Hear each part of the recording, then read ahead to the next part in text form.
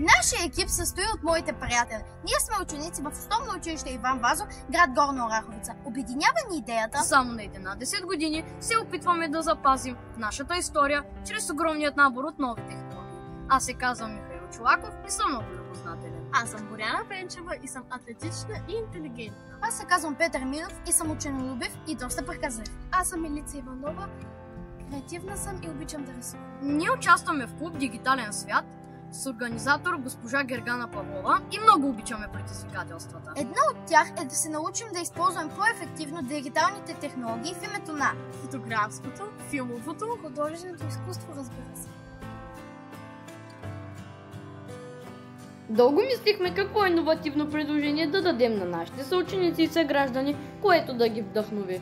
Така създадохме нашият проект Пазители на времето, осъзнавайки, че народ без минало няма бъдеще. С помощта на платформата ThinkLink решихме да създадем виртуална разходка из градския исторически музей в Горна Оряховица. На пръв поглед бе лесна задача, но когато започнахме се оказа, че не знаем нито толкова много за нашия роден край, нито за морето от дигитални възможности, които може да използваме. Потърсихме за съдействие историци и археолози от музея, които с радост ни съдействаха. Събрахме снимки на стари експонати, докоснахме се до миналото на нашите предци.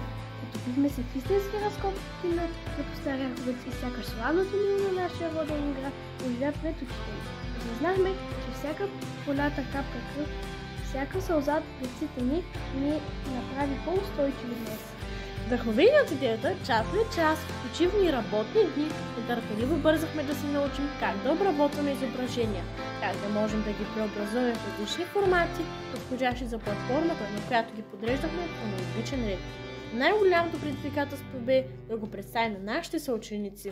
Очудващо и за самите нас бе интереса, който предизвика виртуалната разходка сред градския музей. Статичните експонати оживяха само с един клик на мишката и всички разгледаха с интерес древни артефакти и видеофилм за нашия роден град. Огромна видео и аудиоинформация е събрана и предложена в достъпен, лесен за използване и забавен вариант. В знак на благодарност подарихме виртуалната разходка на екипа на Градски исторически музей и община Горна Оряховица, на които оказахме нашите искрени благодарности за оказаното съдействие. Сега вече можем с гордост да заявим, че в града ни има интерактивен исторически музей с виртуален тур. Искрено вярваме, че интересуващите се от миналото в България, след като видят само част от най-интересните експонати, ще посетят историческия музей и ще се докоснат до това славно минало, заради което ние с гордост се наричаме българи.